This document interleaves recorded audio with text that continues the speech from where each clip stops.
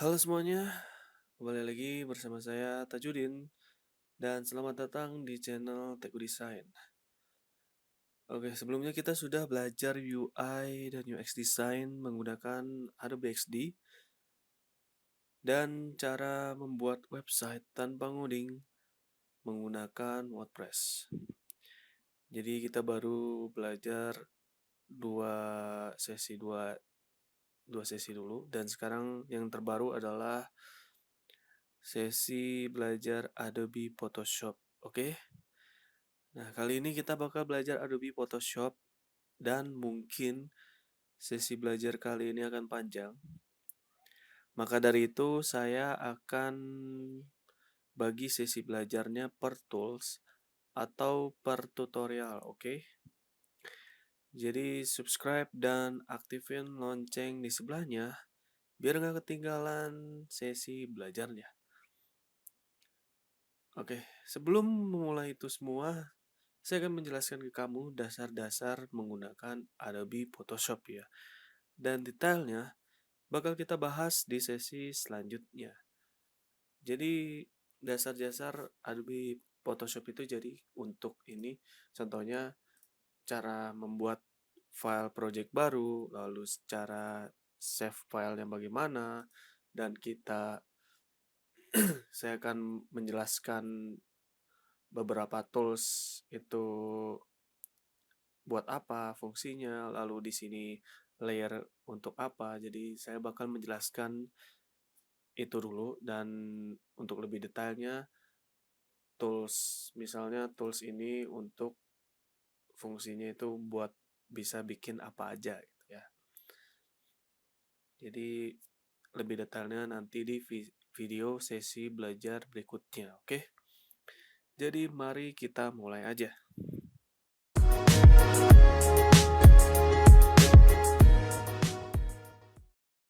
Yang pertama, kita bakal uh, membuat file project baru dengan cara, oh ya sebelumnya saya menggunakan Photoshop CS6 bukan CC.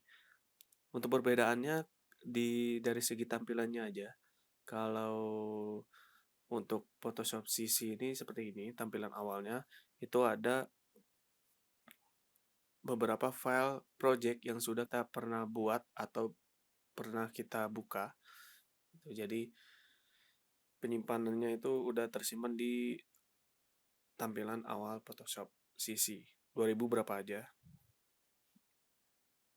Dan jika kamu ingin atau adanya Photoshop lama CS6 ke bawah kayak CS5, 4, 3 itu tampilannya aja berbeda, yaitu warnanya maksudnya. Warnanya itu warna putih. Sedangkan untuk Photoshop CS6 dan Photoshop terbaru 2020 itu sama warnanya dark mode, oke? Dan dari fungsinya itu nggak ada perbedaan.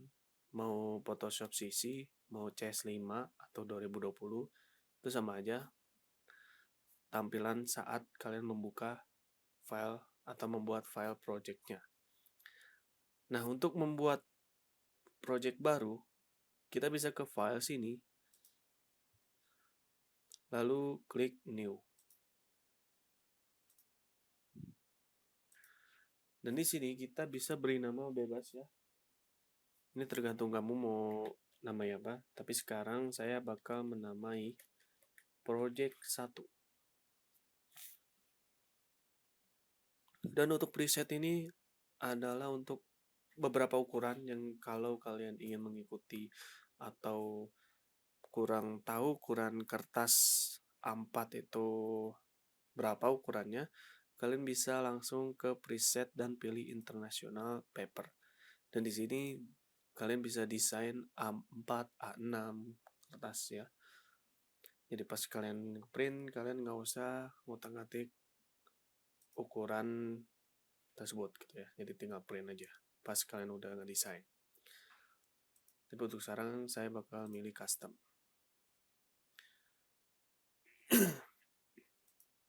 Nah, di sini lebar, width lebar ya. Saya bakal memilih ukuran 1080p. Nah, di sini di sebelah kanannya itu ada kalian mau ukurannya pixel, inci, milimeter, poin.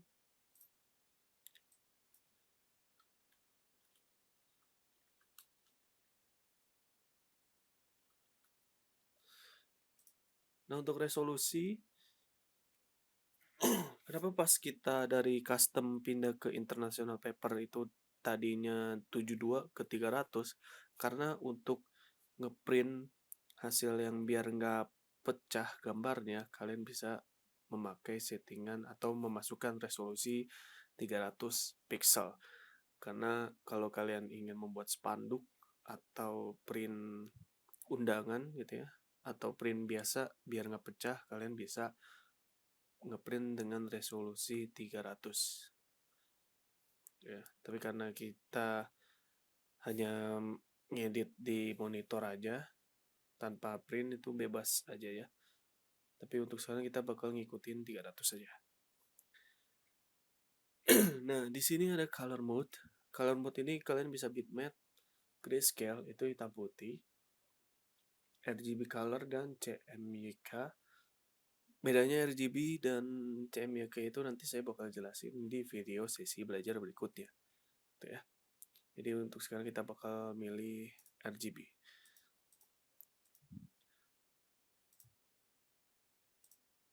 Nah, 16 bit.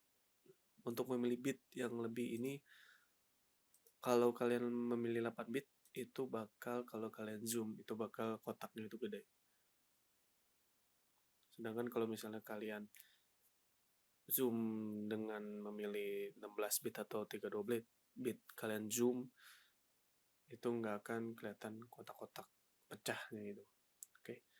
Lalu berikutnya ada background content, dimana ini adalah background warna putih. Lalu kalau kalian ingin mengubah atau nggak mau warna putih, kalian bisa memilih background color. Dimana pas kalian oke nanti, itu bakal kalian harus memilih warna untuk background tersebut. Nah, untuk transparan itu no background. Dalam arti, nanti saya bakal jelasin transparan itu apa. Ini transparan digunakan jika kalian men-save atau menyimpan file formatnya PNG yang tanpa no background gitu ya. Dan saya bakal kasih contohnya seperti ini.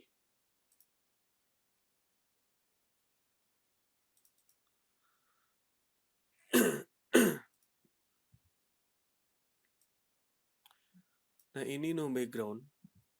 Kalau misalnya ada backgroundnya, di sini pasti bakal di area gambar printer ini pasti ada bakal warna putih atau merah dan lainnya.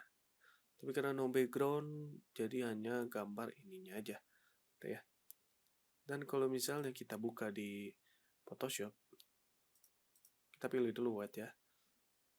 Oke, untuk membuat ininya, pas sudah setting, lalu kita ingin, kalian bisa membuka filenya di sini, file, open, cari gambarnya.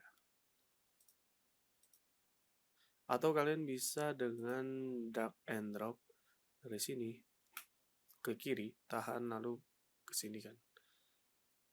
Itu bisa ya.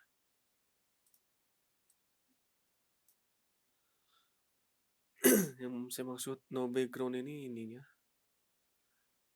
abu-abu putih kotak-kotak ini. Nah, ini no backgroundnya. Kalau kita pindahin, nyoba pindahin ke sini,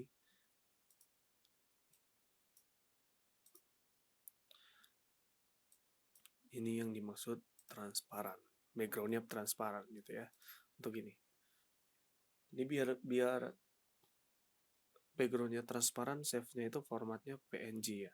Ingat PNG, jangan JPG atau JPEG.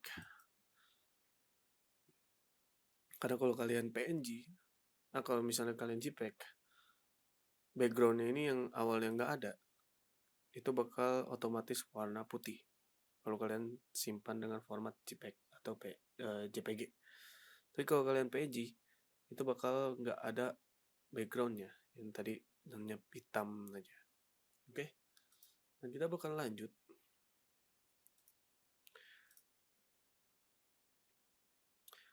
Nah, untuk memberi warna atau kalian ingin ganti backgroundnya itu bagaimana? Untuk ganti background, kalian bisa pilih dulu warnanya di sini.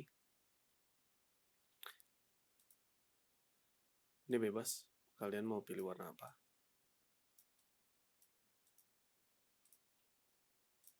Jika kalian sudah memilih warna, kalian bisa untuk mengklik gradient tool. Kalian pilih paint bucket tool. Dan kalian bisa klik kiri untuk memilih warna pertama. Bagaimana saya ingin mewarnai warna merah atau warna kedua ini? Kalian tinggal klik tanda panah untuk membalikannya. Ini bakal berubah dan kalian bisa berwarna merah. Nah, untuk cara cepatnya, untuk kalian terbiasa gitu ya, saya sarankan untuk menggunakan keyboard, yaitu untuk warna, saya balikan dulu warnanya. Untuk warna pertama, kalian bisa tekan Alt, tahan di keyboard, Alt ALT, lalu delete, tombol delete. Ya. Lalu untuk warna kedua, kalian bisa CTRL, tahan, plus delete. Delete ya, bukan backspace atau X ya, bukan. Tapi delete, delete. Ya. Kita ulang lagi, ALT plus delete untuk warna pertama. CTRL plus delete untuk warna kedua. Oke? Sampai di sini paham? Oke.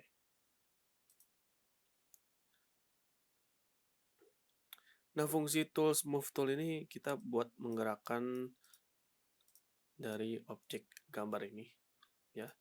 Dan layer ini gunanya ini semua gambar kalian atau semua yang kalian edit itu ada di layer bagian kanan pojok bawah. Gitu ya.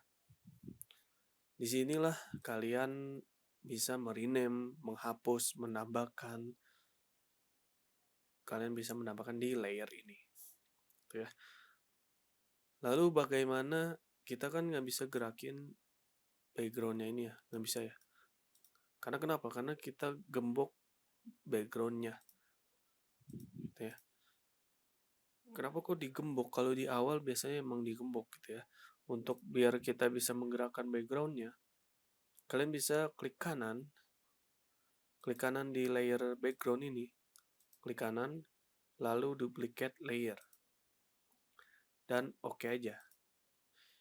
Lalu yang ini, kalian bisa klik kiri untuk milih layer, lalu klik kanan, kalian bisa delete layer. Yes. Atau kalian bisa langsung klik klik kiri, lalu kalian bisa milih delete layer di sini, dan kalian bisa yes. Kalau sekarang, kita bisa menggerakkan backgroundnya. Lalu gimana kalau misalnya kita mau ngepasin tapi tiba-tiba nggak ngepas kayak gini? Kita bisa mengembalikan settingan kita yang di awal dengan CTRL plus Z. Kalian bisa mengecek di edit sini, lalu kalian bisa step forward untuk ke depan atau step backward untuk ke belakang atau kembali saat kalian jika terjadi kesalahan gitu ya. Oke, untuk membuat layer baru, kalian bisa untuk memilih ini, create a new layer, dan otomatis bakal terbuat layer kedua. Oke. Nah, untuk menyimpannya, ini kan kalau misalnya Photoshop CS6, kalian itu harus manual, nggak bisa langsung menggerakkan semuanya otomatis. Dalam arti, kalau misalnya kalian ingin langsung mau mindahin layer ini, kalian nggak langsung bisa ini, mindahin. Jadi kalian harus mengklik layer ini, klik kiri, lalu kalian bisa langsung menggerakkan layernya. Berbeda dengan Photoshop CC. Kalau kalian menggunakan Photoshop CC, kalian bisa bebas langsung apa yang kalian klik itu bakal otomatis memilih layer yang kalian klik gitu ya. Jadi udah otomatis. Sedangkan Photoshop CS6 itu kalian harus mengeklik layer tersebut untuk menggerakkan atau memindahkan layer. Nah, plusnya kalau misalnya kalian mengedit sebuah desain brosur yang mungkin ada yang gede, ada yang kecil ukurannya, itu memudahkan kita biar nggak salah memindahkan atau pindahin layernya. Tapi kekurangannya kita harus mengklik dulu layer tersebut untuk memindahkan layernya, gambarnya.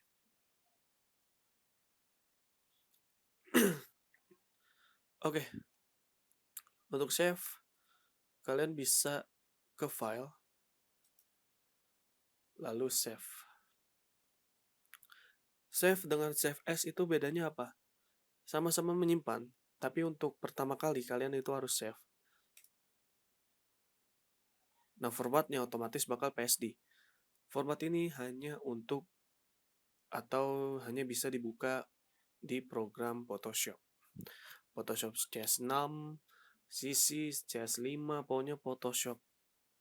Oke, Photoshop 2020 gitu ya. Pokoknya Photoshop, oke.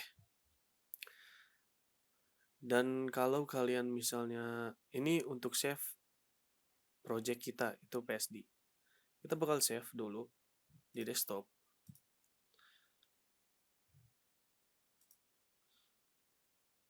Oke aja. Nah, lalu kalau misalnya kalian ingin duplikat atau ingin membuat dua file, kalian bisa save as. Nah, gunanya save as itu ya ini untuk kalian agar bisa menyimpan lebih dari satu.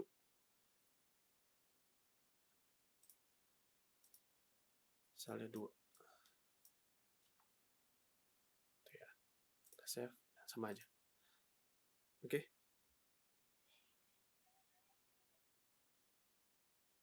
Nah, kita bakal men-save file dengan format JPG dan PNG. Bedanya apa aja? Dengan gampangnya, ini no background ya, dalam arti background kita ilangin. Jadi fungsi simbol atau gambar mata ini, mata satu ini untuk memunculkan atau menghilangkan layer yang kita inginkan gitu ya. Jadi ini layer transparan. Jika kita save dengan format JPEG, kita save ya.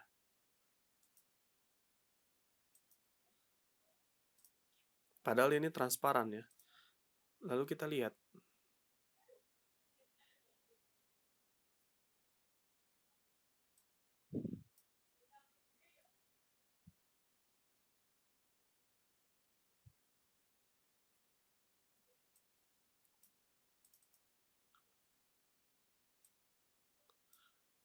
Otomatis warnanya, background warnanya bakal putih. Sedangkan kita PNG, kita save as, PNG, oke.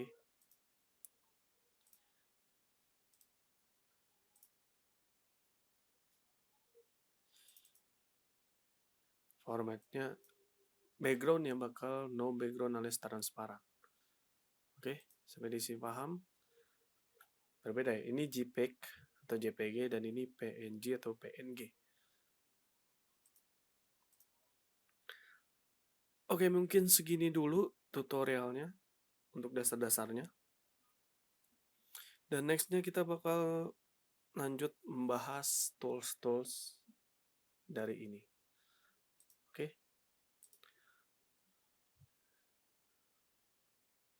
Kita bakal ketemu di sesi belajar berikutnya yaitu part 2. Karena ini banyak banget dan panjang banget, oke? Jadi kita bakal belajar pelan-pelan biar kalian juga menguasai tutorial yang saya ajarkan, oke? Oke, jika kalian ingin belajar lebih lengkap dan lebih terstruktur, kalian bisa mengunjungi crowdteam.id dan di situ kalian bakal belajar dan diarahkan dengan secara terstruktur. Karena di YouTube saya bakal random uploadnya, jadi mungkin kedepannya atau besoknya saya upload tutorial WordPress atau dan lainnya. Jadi kalau kalian ingin belajar terstruktur, kalian bisa ke website crowdteam.id. Oke, Tajudin di sini dan sampai bertemu di sesi belajar berikutnya.